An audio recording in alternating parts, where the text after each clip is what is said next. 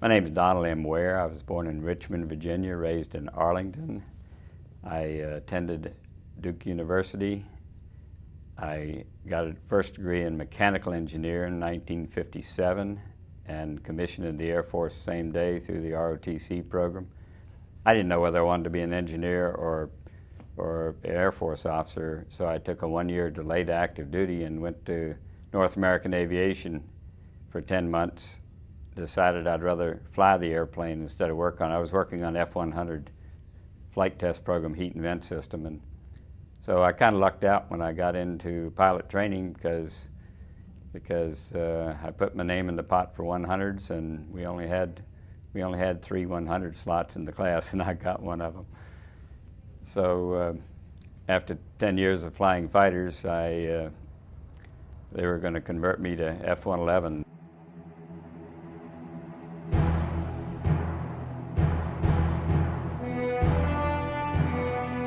This pin, this rather strange pin that I wear, is probably describes one of the most important things going on this planet right now. I think these little guys are Zeta Reticulans that many of the abductees, UFO abductees, see in their secret nightlife, if you want to call it that. And I'm absolutely convinced from everything I've seen over the past 52 years that there's a long-term program to upgrade our biological computer. Anybody knows anything about computers knows you have to upgrade your computer every now and then. I think we're getting a bigger hard drive, a faster chip, and a new USB port for telepathy. And let me show you what I think you get when you combine the genes of these two species. I think this is, although not named by Time magazine, but this is Homo Alterius Spacialis, higher human from space. And these are our offspring, our children that have to be hidden from us until the consciousness of our neighbors changes and was willing to accept them. This picture was shown to millions and millions of people on ABC. They didn't say anything about it, but they put this picture into the consciousness of Americans at least, and eventually the world, I think, one more time. You know you have to be somebody special to get your face on the cover of Time magazine. This is a promo issue, 23 June 1997 for the Roswell 50th anniversary, Roswell crash 50th anniversary.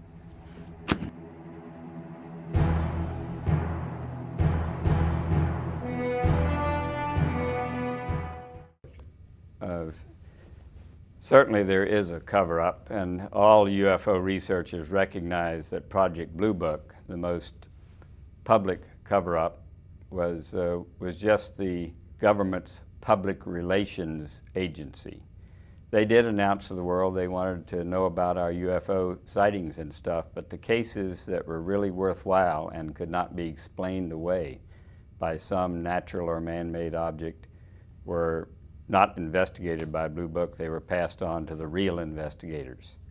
And I'm convinced that the Office of Naval Intelligence was the office of primary responsibility for ground, or you might say ground activities associated with the alien presence.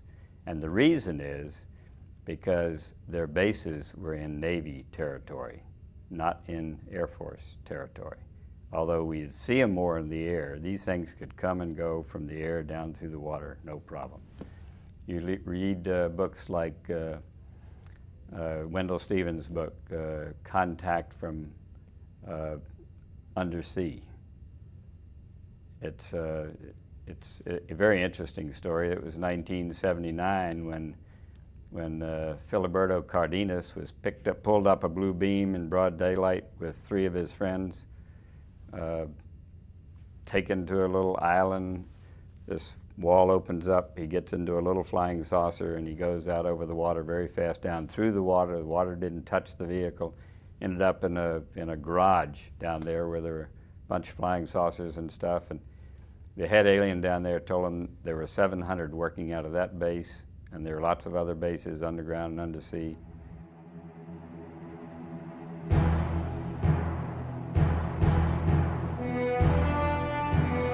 That first time, I just saw red lights that were about as bright as Venus would be at its brightest, maybe a minus 4.5 magnitude. But they were wandering around in random motion, and obviously not aircraft or celestial objects.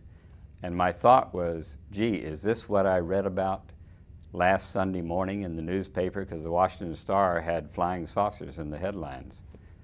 And so nothing more was happening. So I, after about 10 minutes of watching them, so I went on to bed. It was, pushing midnight by then. I got up early the next morning to get the newspaper, and sure enough, again, second Sunday morning in a row, the word flying saucers was in the headlines. The aliens put on a demonstration to the extent that the media could not ignore it and the government couldn't cover it up. Let me get back to that earlier question. Can you imagine any president, whether it be Bush or Clinton or whatever, standing before the public and saying, yes, I am aware that we have this joint program with some aliens to upgrade our biological computers, to build better bodies to house our souls in future incarnations.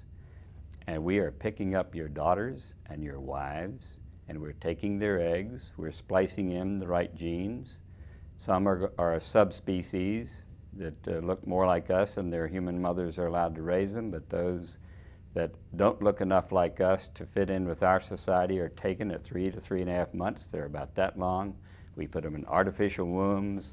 Then we pick up the mothers again, and we take them in and allow them to hold them within their aura to nurture them. We pick up the grandmothers sometimes for the same purpose. He says, they can't talk about things like that. If any president made that kind of statement, then, because they pick them up and they have to put the altered egg in there, and then they pick them up again. He wouldn't be able to do the job we hired him to do. The media would hound him to death. It'd be ridiculous. So I understand the reasons for the secrecy. I spent 26 years in the Air Force, and I know if the government has a secret they really want to keep, they don't admit they have a secret.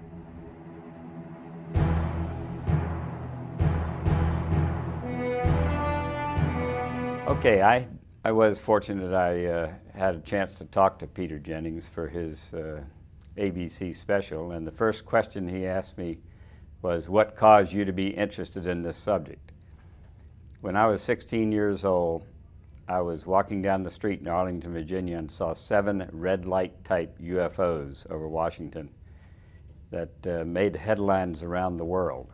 And since then, I've seen 8 alien vehicles on 8 occasions. It was just that 3 seconds, alien vehicles on 8 occasions, that got on the ABC special.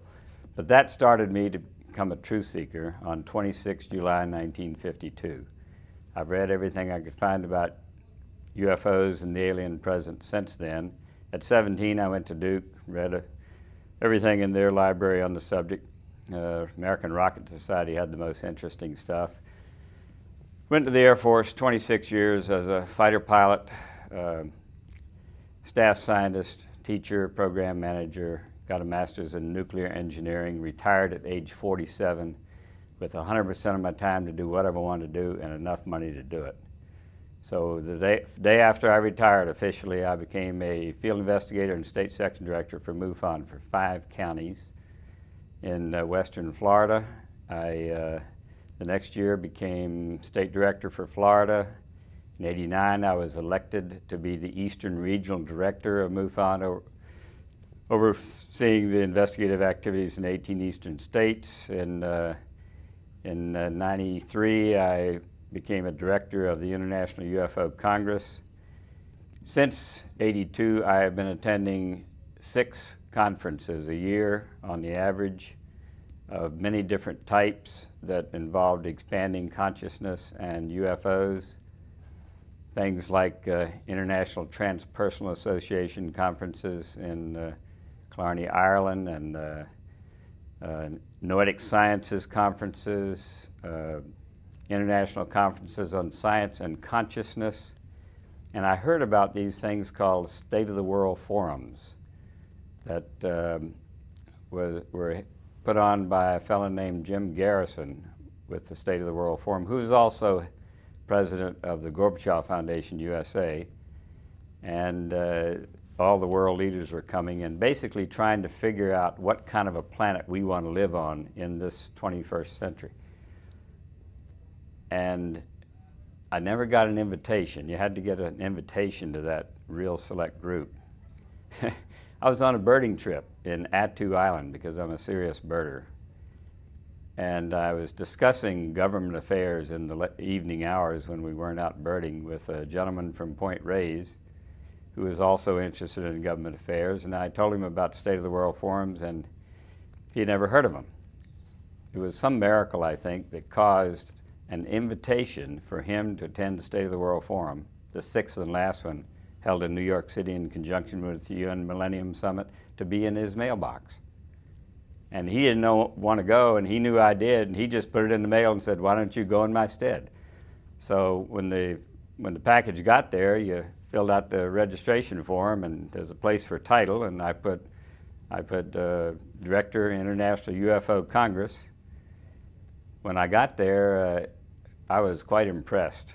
There were about 1,500 people trying to figure out the best ways to manage globalization so that the selfish didn't gobble up the meek and destroy the environment that supports us all. I got to participate in roundtables on democratizing world government, on getting more spirituality in the United Nations and that kind of thing. I actually, when it came my turn to talk in that World Governance Conference, I suggested the people trying to decide how to get from where we are to a democratically elected world government ought to read 3 books. And I mentioned Timothy Good's book, Above Top Secret, because it describes 1 or 2 major UFO cases in many different countries and how that government reacted to it. And I said they should read Bud Hopkins' book, Witnessed, because this is a very good description of not UFOs coming here and saying, take me to your leader, but UFOs coming here and taking the Secretary General of the United Nations and putting a guilt trip on him for humanity polluting the oceans. And the 3rd book was called, was actually paper 72 in the book called the Urantia book, A Revelation for Humanity, published in 1955 on 2,096 pages. And the title of the paper was Government on a Neighboring Planet. And it said at the end, the reason they gave us that was because there were ideas expressed there that would be useful on our planet at this time. Well, that conference, being an attendee, allowed me to put a web page on the exclusive State of the World Forum website, only accessible to those people that attended the 6 State of the World Forums, which include most of the heads of state. And it apparently got the attention of the president, because about a year later I received a phone call from his vice president saying, Jim Garrison would like to speak with you.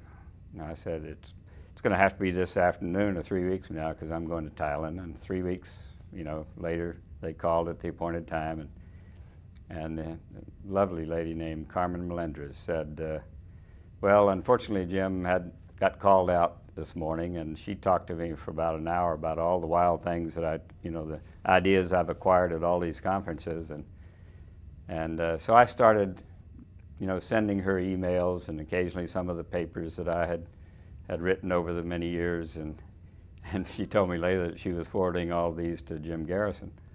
And the paper's about telepathic communications and UFO phenomenon, and one was on transformation, spiritual, physical, and political, and I'd written papers on paths to world government. All the subjects related to the UFO phenomenon that I'd studied one at a time, and then I'd spoken on for a year, and then written a paper on. And he must have not been too disturbed by what I was saying, because he sent me an email invitation in, I think it was May of 2003, to be one of the 150 people invited to the Brussels conference, 18 to 20 June '93. The title of that conference was National Sovereignty and World Challenges, Choices for the World After Iraq. And I was to attend as a director of the International UFO Congress, which I thought was kind of interesting when you see the titles of all those other 150 participants. The conference was chaired by George Bethune, who from 1975 to 1992 was the European chairman of the Trilateral Commission. The speakers were people like Air Marshal Sir Timothy Garden, who was the head of the Royal Institute for International Affairs, the kind of similar to our Council on Foreign Relations in the United States. And Pat Cox, the head of the European Parliament, I guess, just lots of other interesting people. The president of the International Chamber of Commerce, and James Woolsey, and really neat folks. So unfortunately, they were sending me background information that said, well, after World War I, we formed the League of Nations, and that to keep peace in the world, and that didn't work. So after World War II, we formed the United Nations, and that didn't work. Now that we've had the first two battles of World War III, meaning Afghanistan and Iraq, it's obvious the Security Council can't maintain peace in the world, and NATO can't even maintain peace in NATO. It's time for a change. And they were talking about something called Community of Nations. And I had a prior commitment on those dates that I just could not break. As much as I wanted to go to that conference, I told him, I'm sorry, I just can't break the commitment. And so he said, no problem. Why don't you make your input by email? So I did. And I felt honored when after the conference he sent me a draft of the output document and asked for my comment on the draft. The draft title was Integral Governance Initiative, and it outlined or described the 20 most important problems of the world. I think they decided they're so critical they don't have time to even rewrite the charter of the United Nations to be able to effectively address those problems. So they're going to do it, one problem at a time with the same technique that they used on the landmine ban treaty. Lord Axworthy, the foreign minister of Canada, with backing of the Canadian government, in not more than about 2 years, got 140 nations to sign that treaty. So I'm excited about the works that State of the World Forum is now working on to address the problems of the world.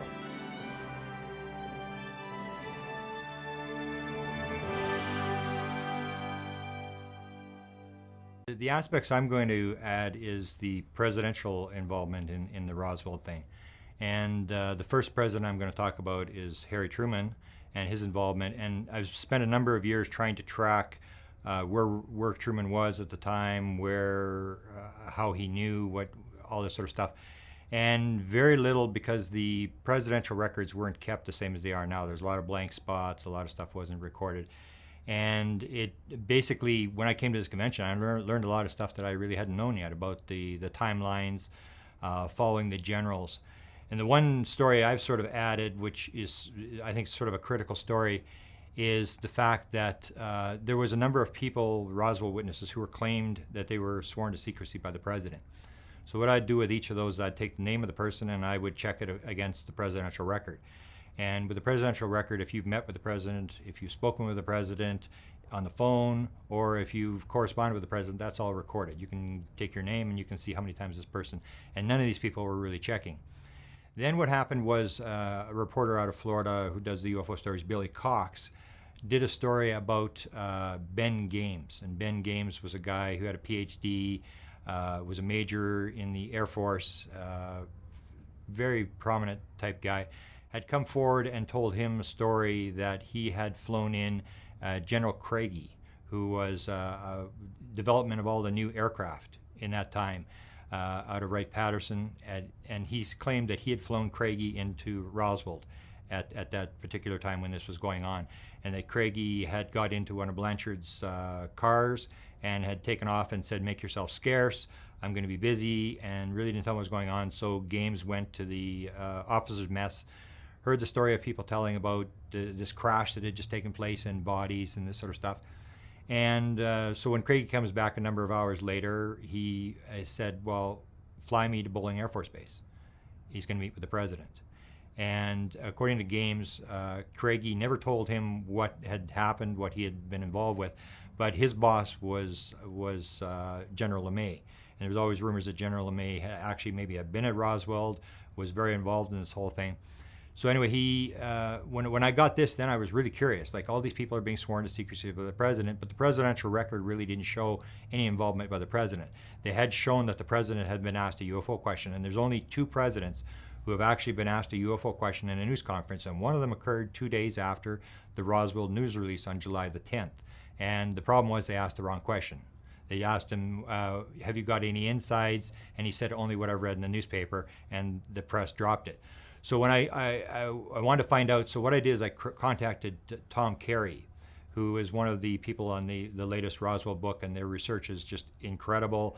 I saw their lecture yesterday, and only twice in 35 years have I ever had a feeling that this thing may actually break open, that this thing may, there may be enough evidence to actually end the cover-up. And yesterday I had that feeling. The other time I had that feeling was in 1978 when I saw Len Stringfield lecture in Dayton, Ohio, when the first mentions of dead alien bodies, when he started to talk about dead alien bodies.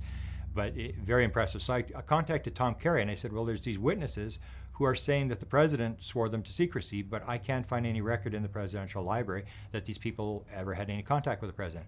So Tom wrote me back and said, well, it wasn't the president, it was Secret Service that was swearing people to secrecy. So I said, well, have you got any names? So he gave me 2 names, and I still remember I went, and I know how to check this. I went to the presidential records, and I started to check, and I can still remember when I found it, and it was like the shivers went up my back. It was unbelievable. It was, the name they had given me was Gerald McCann, M-C-C-A-N-N. Gerald McCann had been swearing people to secrecy in Roswell at the time on behalf of the President of the United States.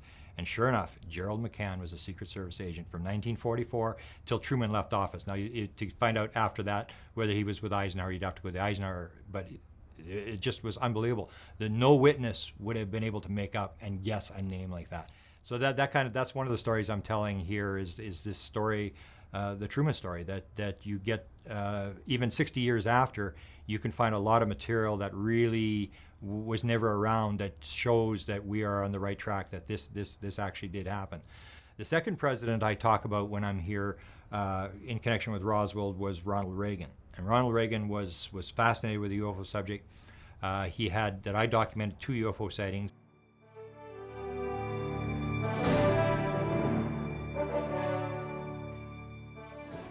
Ronald Reagan was the type of guy who liked, he was an actor. He knew where to stand. He knew how to do things with backdrops and stuff like this. And if you remember, he went to the Berlin Wall to make the speech. Gorbachev tear down this wall. And when he was president, he asked Steven Spielberg to come to the White House. And in the White House theater, they screened E.T. the Extraterrestrial. And one of the stories, and I checked this, I went to the library and got one photograph. They'd only released one photograph. During that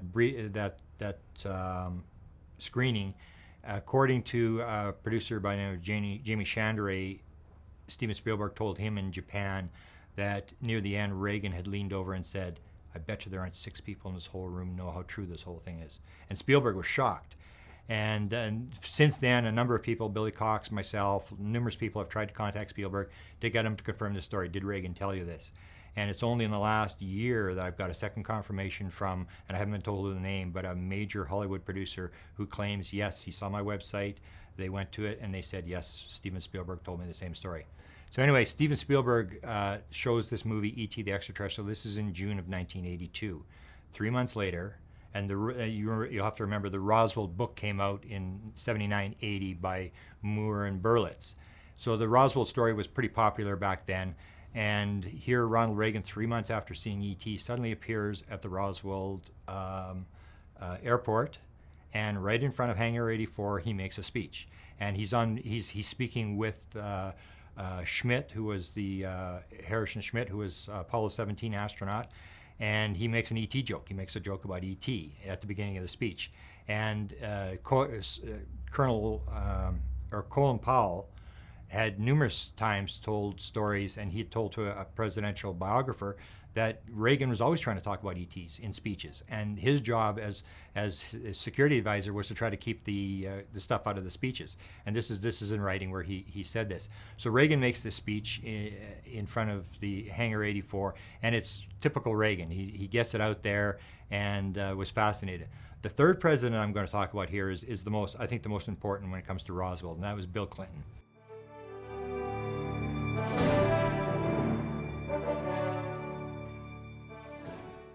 And Bill Clinton, if he had a meeting, a discussion with Paul Davids, the producer of Roswell, and Paul Davids, he told Paul Davids straight to his face, "I'm fascinated in this stuff."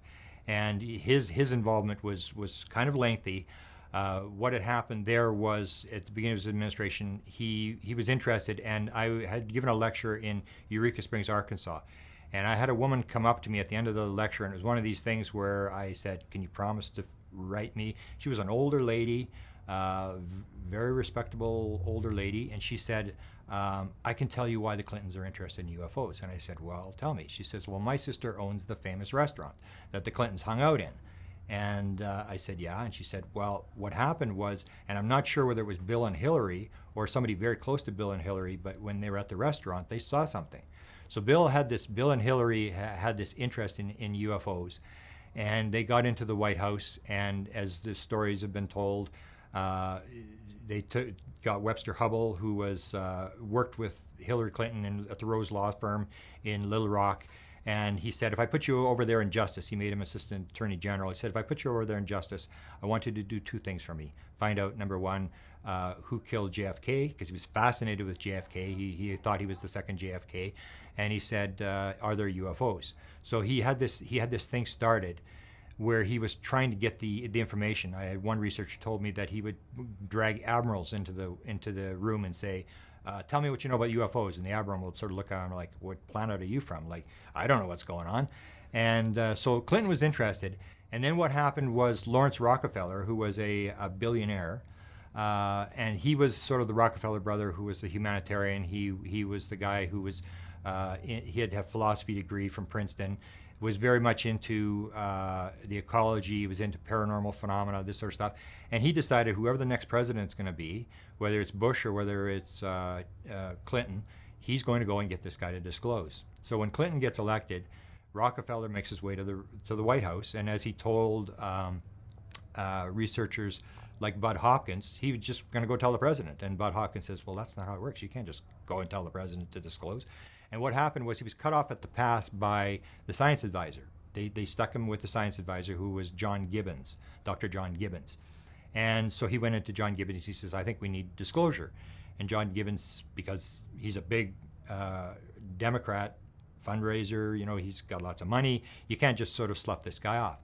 So they said, "Okay, well, what do you want us to do?" And he said, "Well, it's a massive conspiracy. All this is going on, and you got to get to the bottom of this." And so Gibbons, and what happened was, during the Clinton administration, I filed a Freedom of Information Act request with the Office of Science and Technology Policy, which is the office of the science advisor to the president. And because one other researcher had filed, Bruce Maccabee, and he'd gotten 500 pages. So I said, "Well, I'm doing the president, so I want to see these 500 pages. So when my request come back, I got 1,000 pages. And so this whole story of what is now called the Rockefeller Initiative is detailed in these 1,000 pages of documents. So in this story is told in the documents about Rockefeller coming in and describing the fact that it's a massive cover-up. And Gibbons writes back to him and talks to him and says, "Well, if the conspiracy is as deep as you say it is and as classified as you say it is, we'll have no chance to get to the bottom of this thing. What we should do is let's just take one case, let's get that case declassified, and then we'll go after the rest of it." And so Rockefeller, I guess, thinks about it and writes back and says, "Yeah, okay, we'll take Roswell." And that's why in the Clinton administration, when it first started, the Clintons put out the order, and a lot of people say it was the Air Force or it was through Schiff, but Clinton had a lot of power to greenlight this study. So the U.S. Air Force was told out to go and reinvestigate Roswell. So they start the investigation, and they go and they do their thing. And one of the things that Rockefeller had asked for was clearance for anybody who was going to talk, that they wouldn't be prosecuted. And there is, in 1994, there was actually a document put out which said that anybody, a witness from Roswell, could bypass their security clearances and could talk about it, and they wouldn't be prosecuted. So they get the report. A preliminary report for the Roswell study was put out in 1994. The final report was put out in late 1995. So the report comes back, and Clinton gets the report. Now, this we know by sort of putting pieces together.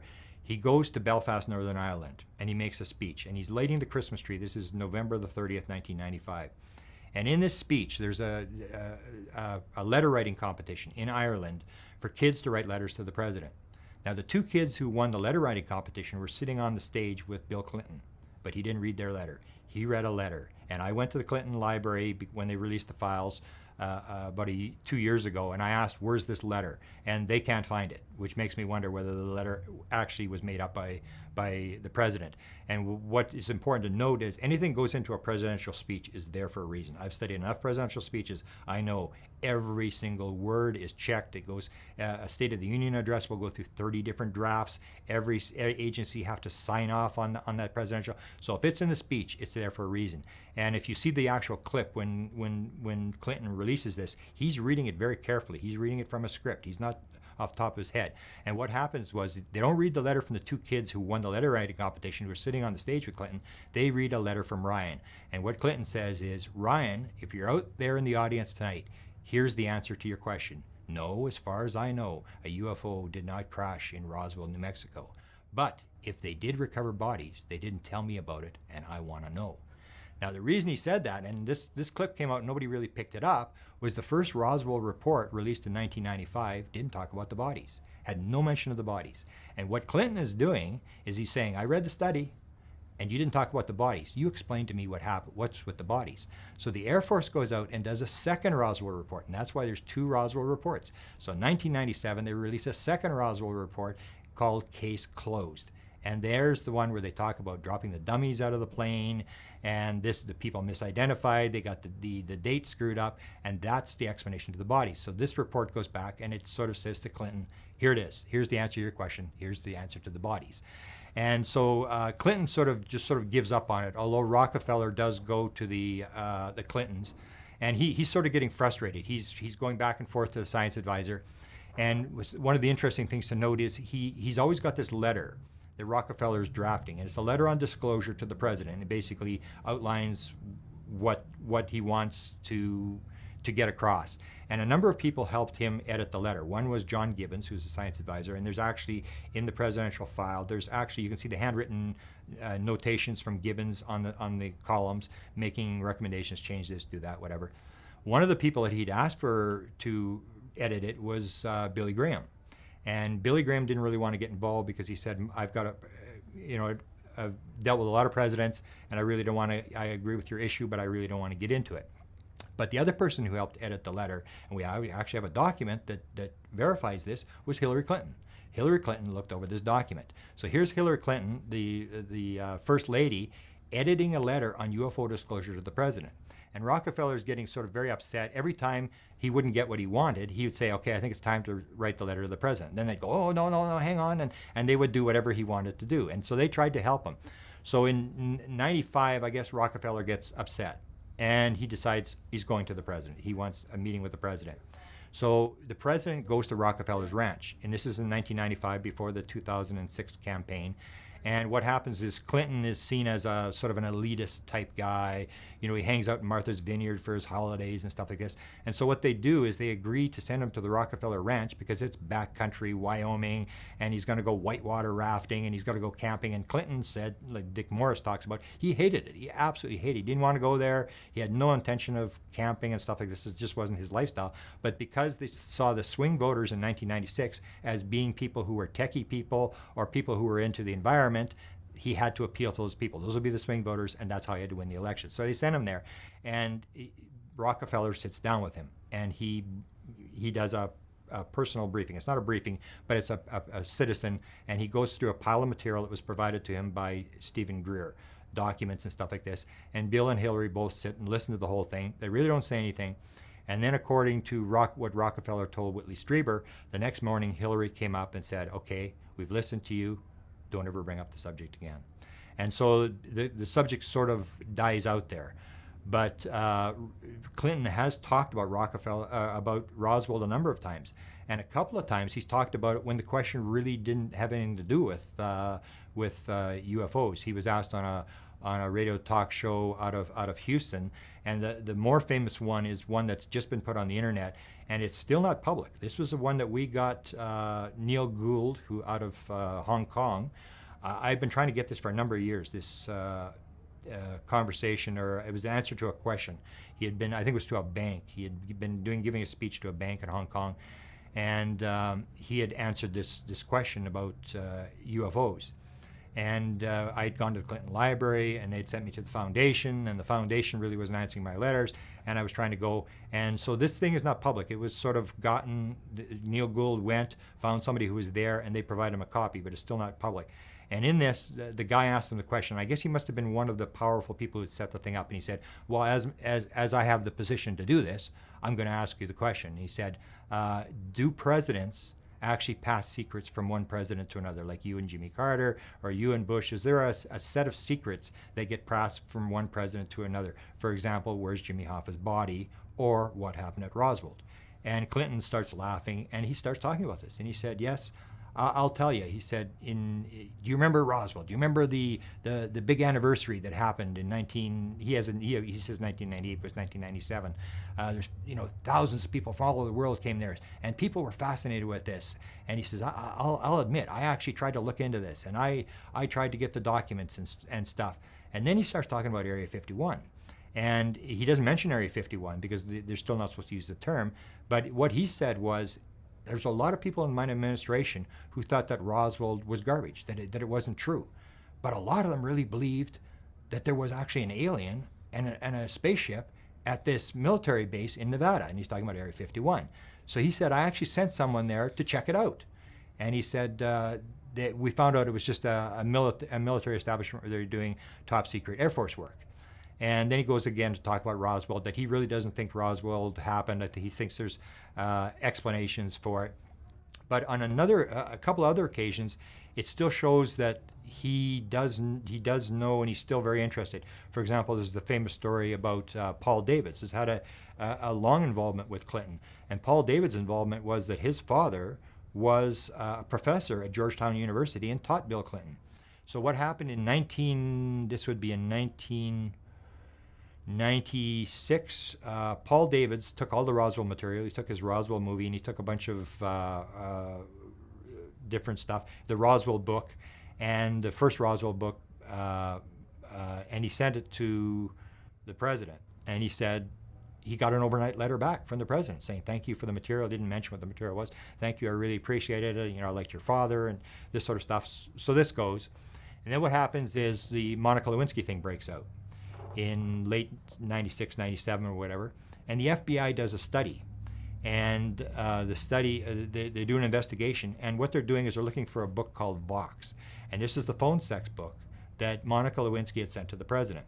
So they're looking for this book, and they go to and they get, I guess, a search to go into the president's personal library inside the Oval Office. And they pull all the books, and they put out the inventory of the books that were in the library. And they do find the Vox book. And the strange thing was, the book right next to the Vox book was UFO Crash at Roswell. So Clinton had it in his personal library. And then, so what happened was, Paul Davids, this is going back to just last year, Hillary Clinton's running for president, and the latest Roswell book by Carey and Schmidt is out. So he decides the president's got to read this book. I've got to him before, and he decides in the Hamptons there's a fundraising breakfast for Hillary Clinton, and he decides, I'm going to this fundraiser and I'm going to give this book to Clinton, and I'm going to talk to him about this.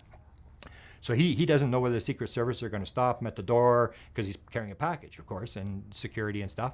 And he said it was very strange. He walked right in, and he takes pictures of himself with Hillary in the background, and to prove that he was actually there. And it was at a $15 million estate. And Paul Davids, when he told me the story, and he's told it publicly, said that they told him, he said, I want to speak with Clinton. And they said, okay, here's what you do. Bill will speak first. Bill will stand up and talk. And once Bill's finished talking, Hillary's going to come up and talk. And as soon as Hillary's finished talking, Bill will be sitting at the back along these windows. Then you go and talk to Bill, because everybody's going to be going after Hillary and asking her questions, and it'll be distracted. So that's exactly what he does. He waits, Hillary finishes, the applause starts, and he goes and he sits down beside Bill Clinton, and he pulls out the Roswell material, and he puts the Roswell book in front of Bill, and he says, "Here's the," and it had the cover up, and he said he can still remember Bill looking down at this Roswell book and looking at this subtitle about the cover up, and he just looked up and he said, "I'm fascinated in this stuff, and I'm going to read this." And so we know he was fascinated in it. He for whatever reason, and he green-lighted a number of studies. The other thing that he green-lighted that a lot of people don't know is his first CIA director was James Woolsey. And James Woolsey, and this is according to Stephen Greer, and we're trying to check this, but James Woolsey isn't talking anymore. He and his wife, who's a very high-ranking scientific person in Washington, in the late 1960s had a daylight UFO sighting in Maine. Was it Maine? It was on the East Coast there somewhere. And Stephen Greer had spent 3 hours with the CIA director at a dinner party and had been told this and this sort of stuff. And Stephen Greer is pressing the CIA director. Now, a lot of people say it wasn't a significant meeting, Greer distorted it, whatever. And I personally have requested, because we have a book, I personally requested interviews with these various people, and one of them was the CIA director. And I got a phone call back from somebody in the CIA office saying, "Well, very interesting project, we wish you well, but we're not going to do an interview." So I know anybody sits down with a CIA director for 3 hours, I don't care if you're talking about knitting or what you're talking about, if you sat with a CIA director for 3 hours, that's important. So the CIA director said to him, Greer said, "We need this released. We need you to have disclosure."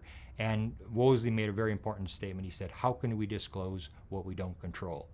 And so Woolsey puts out a request for a new CIA study. And this is Greer meets with him in December of 1993. And this study did come out. Now, Woolsey didn't stay around very long. I think he left in late 94, early 95. He was only there for a couple of years. He resigns, but this study does come out in 1997. And it's a study on a new UFO study by the CIA. And it talks about the 50 years of UFO investigations. And it's the one that comes out and says that most of the UFOs people are seeing were misidentifications of U2 or SR-71s and stuff like that. So they whitewashed the study. But it was a study that was initiated by James Woolsey. And I think Clinton as well greenlighted this, because there was a lot of different people in the Clinton administration who seemed to be involved and seemed to be sort of pushing different issues, and different things were coming out. And Clinton was very interested in openness. He did have a close association with John Podesta, who was his chief of staff. And under the Clinton administration, with John Podesta's help, they actually went into an openness thing where they said not any UFO document. And the rumor was that they were trying to get the UFO documents, and by pushing all the documents out, the UFO documents would come out with it. And what they said, and this is an executive order in 1995 by Clinton, that basically said to the intelligence agencies that if the document is more than 25 years old, it has to be released, and unless you've got a really good reason. And the onus was on them, and that if there was a question as to whether they should release it or not release it, it should be released. The public should get the upper hand. So they disclose this, and what a lot of people don't know is that the Clinton administration declassified 800 million pages of files during their administration. So it's a situation, and the problem was that none of the UFO files came with it. There's a lot of stuff, and Clinton, one of the stories was that Clinton had tried to get it, and that hadn't got it, and one of the stories was that it was his psychological profile, that he had evaded the Vietnam War. He'd been going to school in Great Britain, and that the first issue he had when he got into the White House was to put gays in the military, which caused an insurrection in the Joint Chiefs of Staff.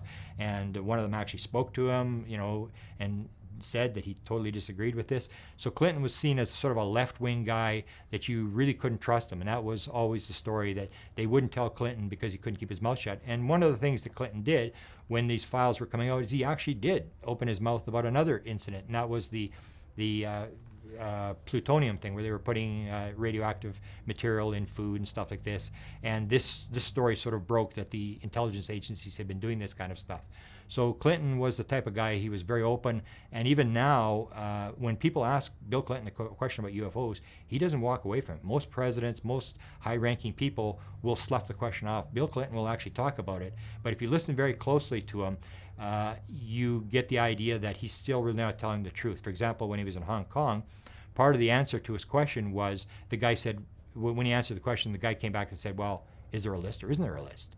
And he said, well, you know, if there was, I'm probably not the first president they lied to, or that bureaucrats have waited out. And he said, if there is some bureaucrat holding these files somewhere, they evaded me, and I'm almost embarrassed to say I tried to get to the bottom of it. So Clinton is an interesting guy, and I think if somebody respectable were to get Clinton and to actually confront him and do a half-hour interview, I think you'd get a lot of material, because Bill is pretty open. Even Larry King had stated, and this is 1994, and we haven't found out what the answer to it was. Larry King had a UFO sighting in 1972. He was working for the Minnesota, or the Miami Dolphins, had a UFO sighting, and he had been at Roswell in 1994, and or at Area 51 he was, and they were doing a show on Area 51. He did an interview with MUFON, and in that interview he had said, he told about his sighting, and then he also said that I'm friends with Bill Clinton, and Bill Clinton doesn't like secrecy, and I'm going to ask Bill Clinton. But we've never been able to get to Larry King to ask him, did you ask Clinton, and what did Clinton tell you? So it's a very interesting presidency, and he's one of the guys that tried to get to the bottom and wasn't able to. The other one that tried to get to the bottom of the whole thing and wasn't able to was Jimmy Carter.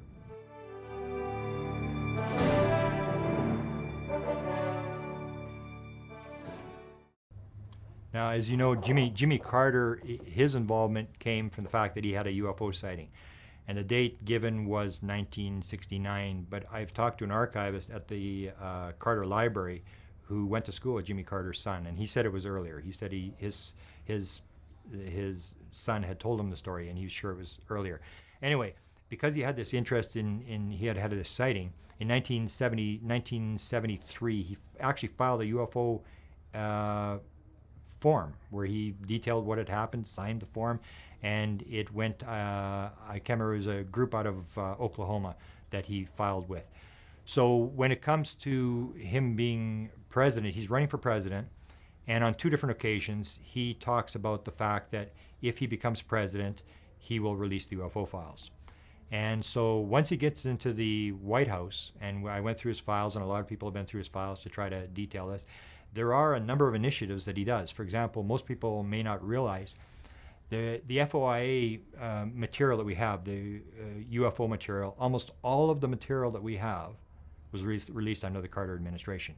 The FBI files, the CIA files, the Defense Intelligence files, thousands and thousands of pages of files were released. And Jimmy Carter had the same sort of stance as Bill Clinton, that if there was a toss-up as to whether to release it, it should be released. So a lot of this material was released under him, and he sent a bunch of people to try to figure out what was going on. His press secretary, who was Jody Powell, went to the FBI and tried to find out from the FBI, how do you file UFO sightings, what do you have, all this sort of stuff. And the other one he went to NASA.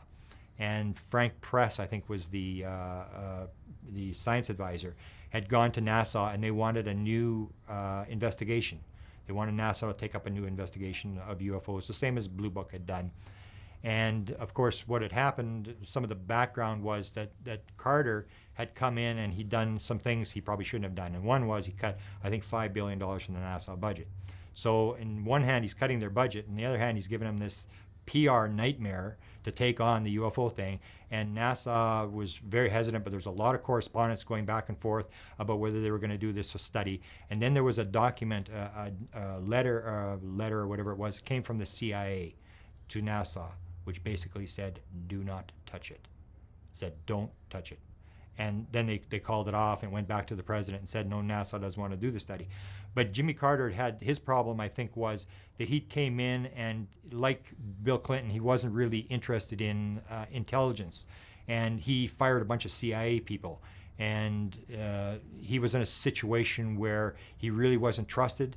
And I think it's almost like Bill Clinton, there was a sort of a group that was always trying to get him out. And I even heard this when I went to the library, to the Carter Library. They told me the story that when Carter went in, and the same thing happened to Bill Clinton, they came from the South, and they ran as outsiders in Washington.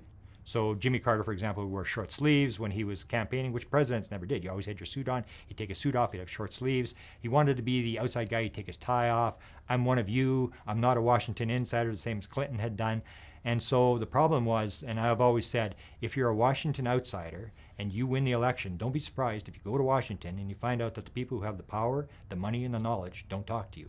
And that's what happened to Carter. And even the archivist told me that there was a lot of comments. It was sort of like, who does this guy think he is? These people walk around in bare feet and eat with their hands, referring to people that come from Georgia.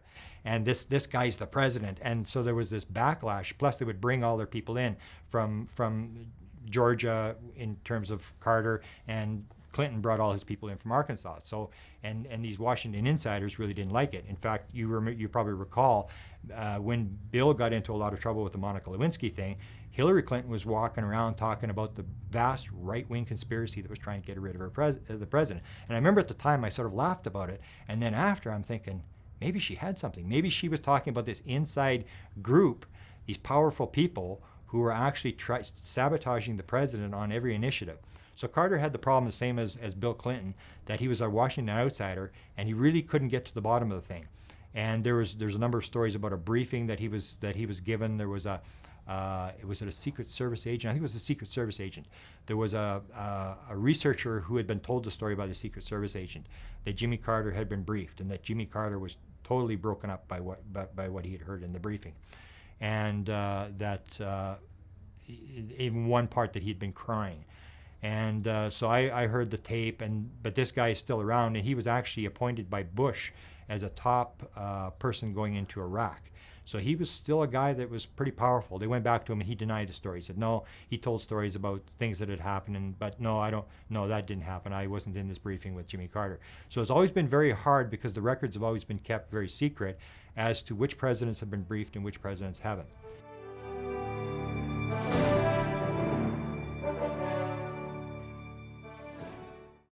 The only thing I know for sure, I can guess at a lot of stuff that Truman knew and that Eisenhower knew. The only thing I know, and I still haven't released the name of the guy, but I had a close friend who talked to me until I talked about this. And he said, can't keep your damn mouth shut. And I said, well, whatever, because it was supposed to be confidential, but people do in ufology, they'll send you stuff and then tell you not to keep it quiet. But it was an important thing, and that was that he had talked to two presidents, and he had come to me looking for Jimmy Carter's phone number. And he had already talked, and he was tracking, one of the big stories I've always tracked is the Holloman Air Force Base film. And the rumored story was, and this was part of the story that had been told about Jimmy Carter by this Secret Service agent, was that part of the briefing for Jimmy Carter was a 15-minute color film of the Holloman Air Force Base landing.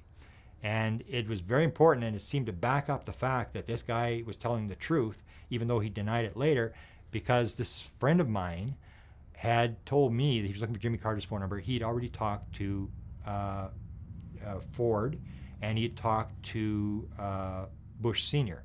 And they had both confirmed to him, he'd asked them about briefings, and they'd both confirmed to him that they'd seen the Holloman Air Force Base film. And the Holloman Air Force Base film is a story that Bob Emenegger, and I know Bob Emenegger very well, I've talked to him, been with him numerous times, heard the story 20 times, is a story that happened in the Nixon administration, where they were green-lighted a study, and they were basically given access to everybody. Everybody talked, all the Blue Book people talked, and they were given a film, and they had it in their possession. They had this film, and it purported to be a landing. There was 3 crafts had come in. The film cameras were all set up at Holloman Air Force Base. They knew these things were coming in, and the one came down, the other 2 stayed up, and it landed on the tarmac, and a bunch of high-ranking officials came. These aliens came out of the spacecraft. This is all being filmed. And then they walked down the tarmac to a building on Mars Avenue at Holloman Air Force Base, and they had a meeting or whatever they did there.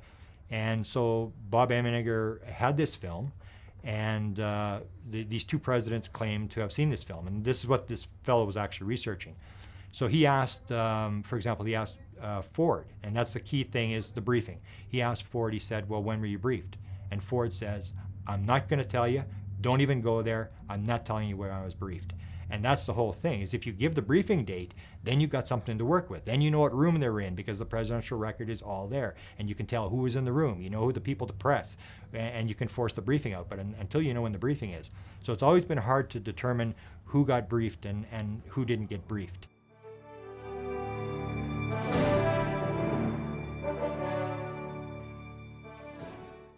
Now, when it comes to Barack Obama has faced the UFO question on 3 different occasions. And the first occasion that Barack Obama faced the question was after one of Stephen Bassett's X-Files conferences. The Washington Post went to all the different campaigns when Barack Obama was campaigning and asked them, are you going to end the ET embargo on information? And Obama's spokesman said, we're more interested in ending the embargo on information coming out of Iraq. That was the first time. The second time was in October of 2007. Barack Obama was at a debate in Philadelphia. This is the famous one where Kucinich is asked the UFO question, and Kucinich confirms that yes, he did see a UFO at Shirley MacLaine's house, and it was a UFO. What's the big deal? The very next question, they go from him, asking the question of Kucinich, to Obama, and they ask him the question that all the astronauts of Apollo 11 all have said that they believe there's life outside of Earth. What's your position? And Barack Obama says, I really don't know, and I don't pretend to know. What I do know is there's life here on Earth, and we're not taking care of it. And then he goes into the whole speech about the people that have to be taken care of. So he avoids the question. Then he's asked, and we haven't tracked it down, we have the video, but we believe it's a Chicago reporter asks him the question, says, Mr. Obama, if you get to the White House and you discover that there are ETs and the people haven't been told, will you tell the people? And he says, well, it depends what the aliens are like, whether they're Republicans or Democrats. So he basically evaded it. And then I guess there's one other story. A lot of people, Stephen Bassett had done a campaign to send letters to the White House and a lot of different issues. And Barack Obama put up this change.gov site where people would ask questions and stuff. So there's a lot of people asking UFO questions. And they now have a website, the White House has a website where people can give their opinion on what they want. And so a lot of people are asking UFO questions. Now, the woman that's running the website is Becky, I can't remember her last name, but is running the site. And she actually does describe the fact that people who are asking UFO questions or other questions can talk among each other, which kind of amazed me. It's like, the reason we're putting on it here is for you to read. We talk among each other all the time. You know, we don't need to talk among each other. And the one thing that she said was very discouraging, because the 2 big issues that have been brought up, people asking questions, are the legalization of marijuana, and the other one is, where's Barack Obama's birth certificate? So this woman, and she's out of the White House, said the most popular issues aren't potentially the most important, which basically says even if UFO people write millions of letters and it gets there, just because you have the most number of requests doesn't mean it's an important issue and we're going to answer it. So that's where it goes. Barack Obama is kind of a guy who's more interested in other stuff. There's the very interesting connection with John Podesta, who was the X-Files guy in the Clinton White House. And I know from people who've talked to John Podesta, and the main one being Leslie Kane, who says that she does not believe that John Podesta has brought it up and will not bring up the issue, that they've got other things to do. And so it sort of dies there, that you think, well, it's not an issue that they're really going to look at.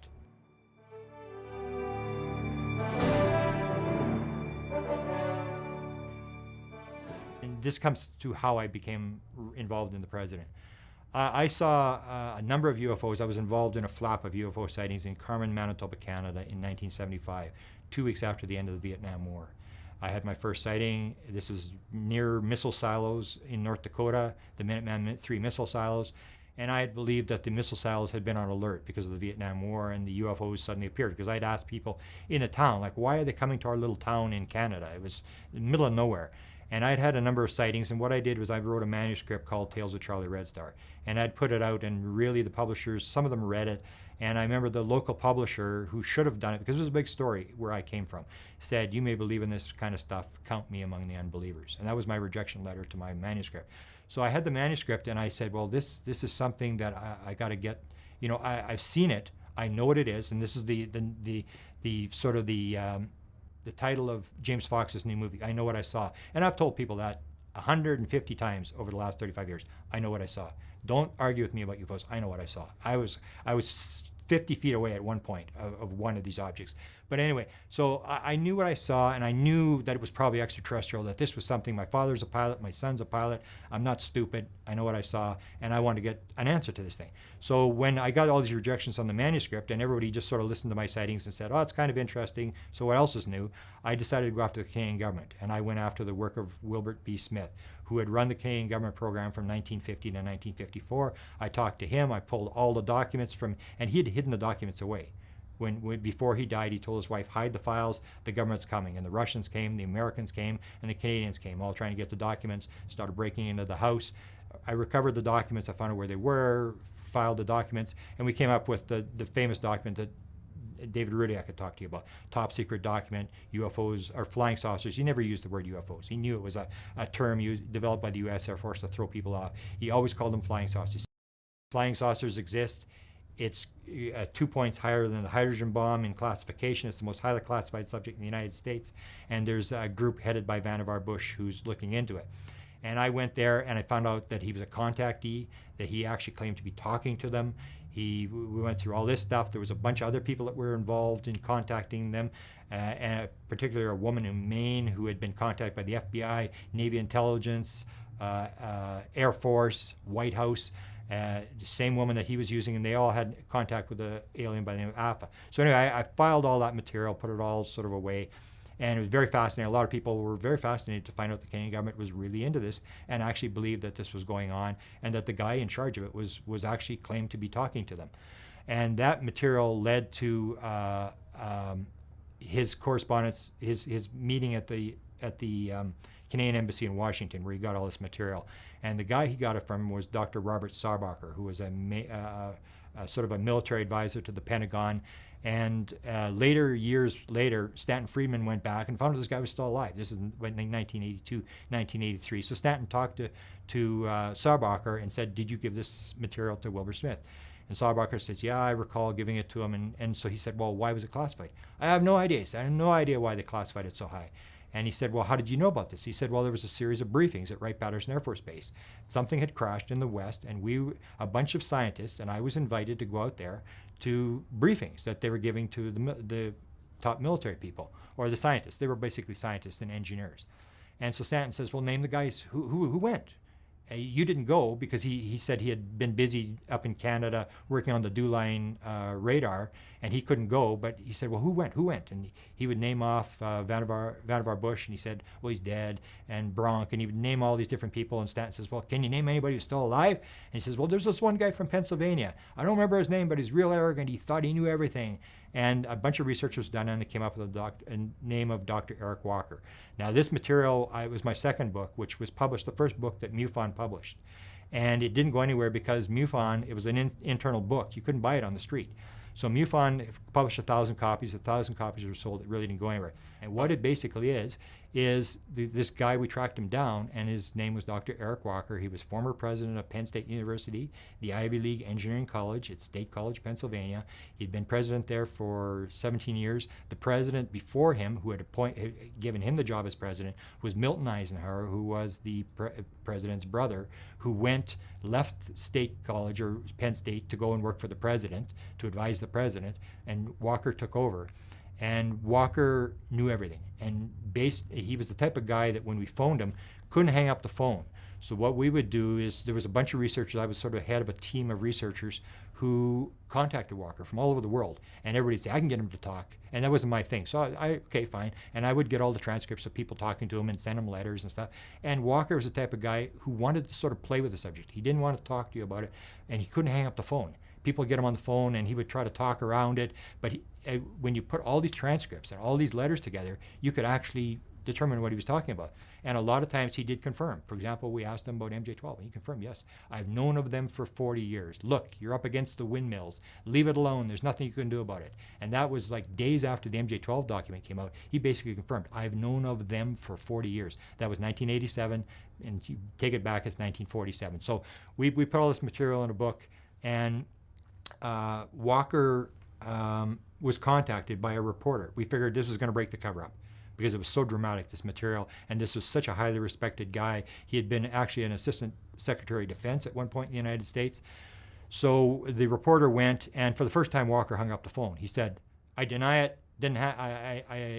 It's not true, and sorry, I'm busy," and hung up the phone. So I said to my co-author, who was a journalist there, I said, "Well, is she going back? What's going to happen?" He said, "No, she's not going back." And that was it. Nobody ever interviewed him again, and the story sort of died. So what happened then was I was looking for his files. He was the the executive secretary of the Research and Development Board, which David Ridiak had been talking about. This is this top-level group that developed weapons in the United States, and he was the executive director. So when the director wasn't there, he was the head guy on developing weapons at the Pentagon. He was at the E-ring. He was in the major part of the main part of the Pentagon, and he had promised those files to the Truman Library. So that's how I got into the presidential thing. I was going after Walker's files. So I went to the Truman Library, and they didn't have the files. And so while I was there, I said, "Well, what have you got on UFOs?" And they said, "Well, we've got a couple of documents," and they named a couple of pages, whatever. And I thought, this is kind of strange. This is pretty important stuff. And about maybe 150 miles down the road is the Eisenhower Library in Kansas. So I was down there, and I'm a long way from anything. So I decided to go to the Eisenhower Library. And I went to the Eisenhower Library, and you actually have to do an interview to research there. So they were doing the interview with me about what you're going to research, whatever. And so went into UFOs, and they pulled the files, and there was 5 documents. There's 30 million pages of files and 5 documents.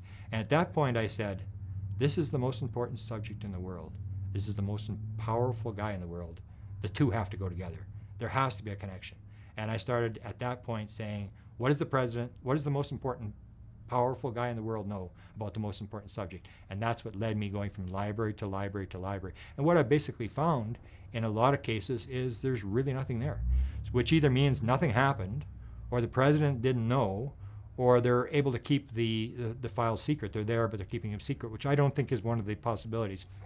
Because over the years, as I've been to the Presidential Library, I've gotten to know a number of the archivists, and I don't think the archivists are covering the thing up. Because, for example, the one guy at the Carter Library had heard the Jimmy Carter story in 1967. It was extremely interesting. We sat in the archives 2 hours after the archives closed, talking about UFOs. So these people were very interested, and he would actually send me material that I hadn't even requested. He'd say, "I found this," and he would send it to me. But the thing was that there's very little in the libraries, which leads to the question that Bill Clinton, I'm probably not the first president to lie to, or that bureaucrats have tried to keep in the dark, which leads to the thing, is there a second government?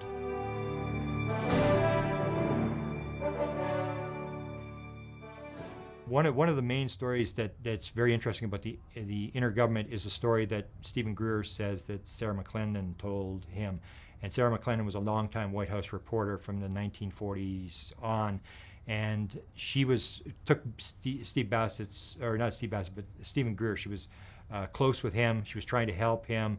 And so she went to the president. She went to Clinton. She said, "Why don't you do what these people are asking? Why don't you disclose what's going on?" And according to Sarah McClendon, Bill Clinton leaned over and said, "Sarah, there's a government inside the government, and I don't control it." And that sort of fits in with what Hillary Clinton was saying. There's a vast right-wing conspiracy that's trying to that's giving Bill problems with all these scandals, and that's what's behind it. So there is this issue, and it is sort of supported in presidential files that either nothing happened or the president doesn't know what's going on. Because in the presidential library, not only do you have millions of pages of files, you also have, the more important thing is the oral histories. And oral histories is something like what you're doing. They have a guy that's going to film or tape anybody that leaves the White House. You're the cook in the White House. Okay, what was it like to be the cook in the White House? Did you ever meet the president? Do you ever have, and go through this sort of stuff. And these people would just talk off the record about what it was like to work in the White House, what it was like to be Secretary of Defense. Oh, did they have this major event that happened to you? What was the inside story? And they would talk. And for example, at the Lyndon Johnson Library, there's 1,000 oral histories. And some of these, for example, at the Truman Library, you can actually word search them. And there's no discussion of UFOs. So you can cover up the records, you can cover up the documents, but can you cover up people in just open talking about this kind of stuff? Because there is one, and that was Truman's air aide, the guy who was sort of the head of Air Force One before they called it Air Force One. It was his aide to the Air Force, was brought in, and he tells a story that he had seen UFOs He was at the 8th Air Force in Hawaii during World War II, and that they had these Foo Fighter, like things appearing on radar that they had seen. And he talks about when he got to the White House, he was called into the White House by Truman, and Truman says, I want you to go to the CIA, and I want you to gather all the stuff from the CIA, and I want you to brief me orally, not in writing, but orally, on what's going on with this flying saucer thing. And according to Landry, General Landry, he said he briefed the president every 3 months. And we figured out from February of 48, when he took over, to the end, he probably had 16, 17 briefings on UFOs.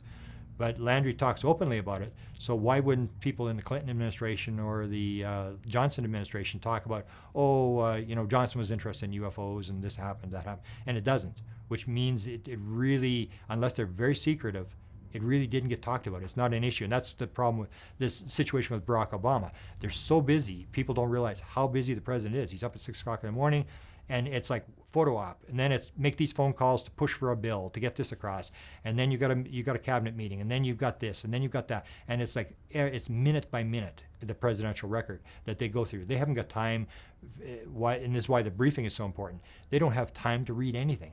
They're briefed by people. Someone will come in and they know there's a question coming on a certain subject. They'll go and give a 15-minute briefing to bring the president up to speed because he hasn't got time to do anything. So it's a very sort of interesting place to research, to see that that the records are important if we get a lead. For example, the famous story that I talked to Dick Cheney, that was in the Bush administration, where they had claimed that they were going to release the UFO files. Charles Huffer, who was a researcher, had been told by Bush on a number of occasions, yes, I'm going to release the UFO files. Here's Dick Cheney. He's Secretary of Defense. He knows. He's a smart guy. And then he said it'll be the first thing Cheney does when he gets to the White House. So, of course, when he got to the White House, nothing happened. Then a couple months later, he was on the Diana Rehm show, a Washington talk show that sometimes has high-ranking people. Hillary Clinton's been on there. All these people have been on there. And I decided I'm going to phone in. And I actually got on. I was the first caller on. And I said, Mr. Cheney, in all your jobs in government, have you ever been briefed on the subject of UFOs? And if so, when was it? And what were you told? And there was sort of a pause, and Cheney said, if I'd been briefed on that subject, it would probably be classified, and I wouldn't be talking about it. And he'd been caught off guard because nobody ever asked him the question. And so what happened was then Diana Rehm came, but by then he'd sort of caught his footing. She said, well, Mr. Vice President, have you had any UFO meetings since you got to the White House? And he said, no, I've had no UFO meetings since I got to the White House. So he'd sort of caught himself. And in the end, then he got a bunch of Halliburton questions, and he was furious at the end of the interview. He said, well, you got some real wild callers today. He was not happy about what he had gotten. And I don't think he really appeared on a talk show for years after that. He was so upset. And that, to me, is the critical thing, is if a person gets a high-ranking official, whether it's a 4-star general like David Rudiak talked to, or whether it's a vice president or a president, you don't want to ask them, what do you think about UFOs? You don't want to ask them, did they see a UFO? You only want to ask them one question. Were you briefed? When were you briefed? And what were you told? Because the briefing is the official thing that we're all looking for. If you're the president of the United States, the most powerful guy, if they know there's a question on UFOs coming, they're going to sit the president down and they're going to bring in the top intelligence people. They're going to gather all the best information they have on the subject. They're going to bring that guy into the room, and he's going to say, Mr. President, here's what we know about UFOs. And that's what you want. That's the only truth. The rest is all disinformation. What you want is what they're telling the president, unless they're lying to the president, which is another possibility.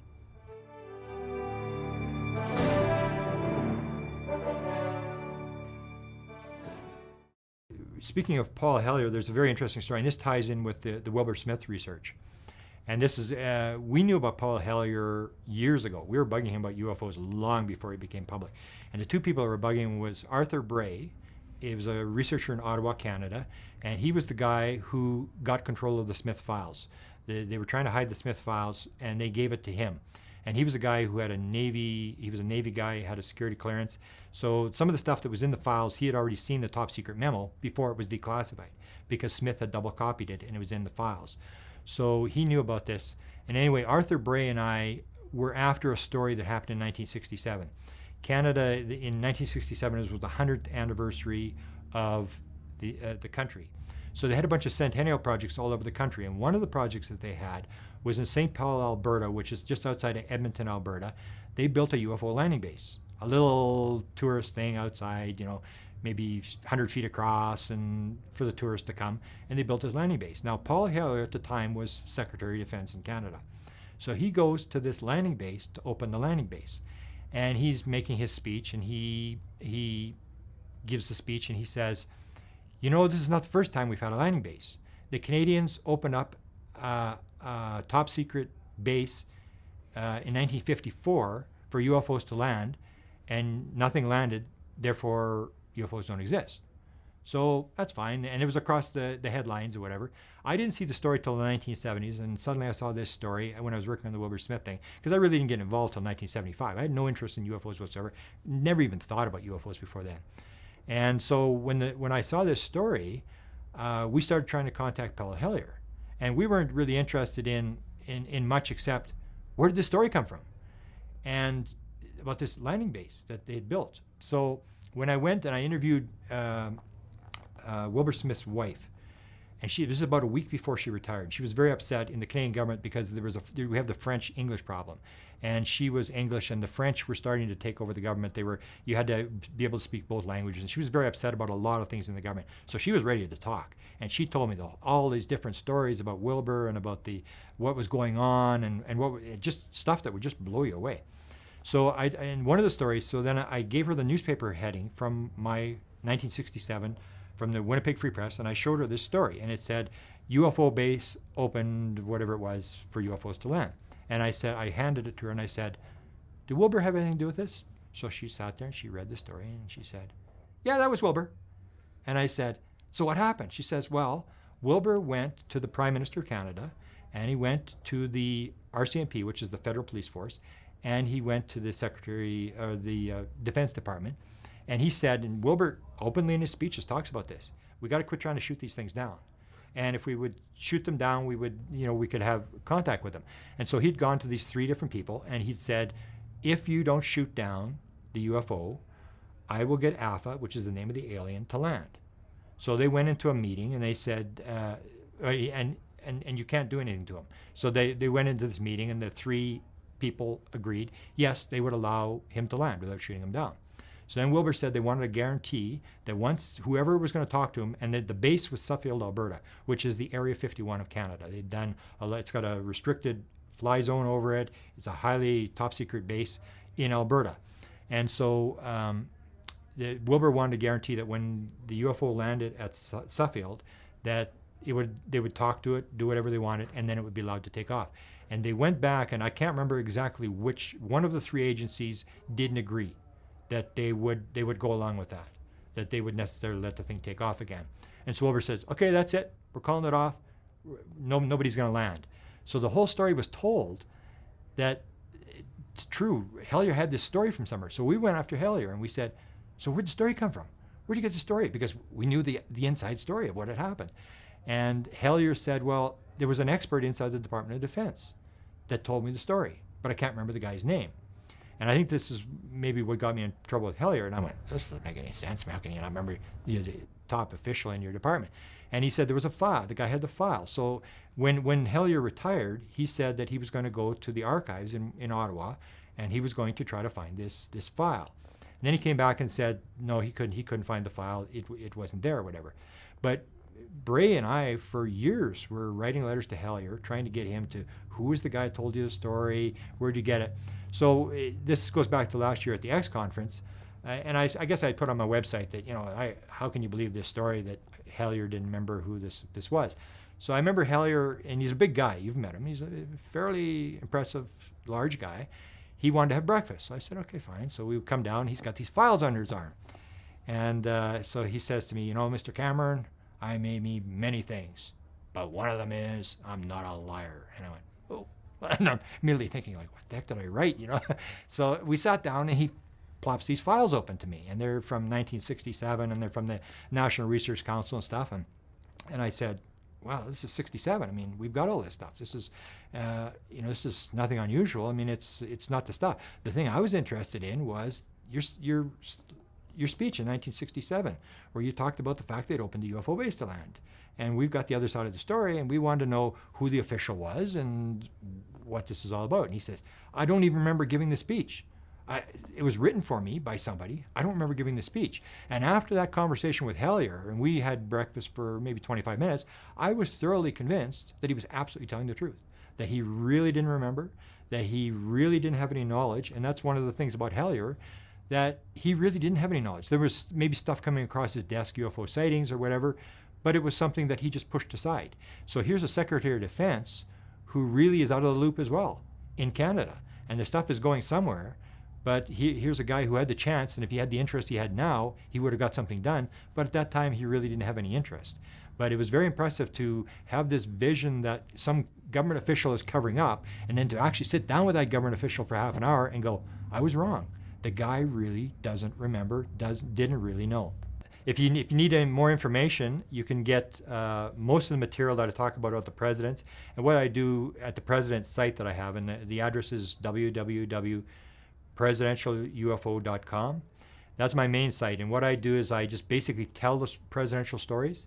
I don't really, sometimes I'll put my opinion in, but mostly it's like the stories are there, and when it's all said and done, we'll weed it out, we'll try to edit it, but I try to put as much material, anything that's relevant. For example, on Barack Obama, there's probably got to be 200 different stories about secrecy, about his interest in space, about his UFO stuff, just trying to put it all down there so that another researcher can come along and get it.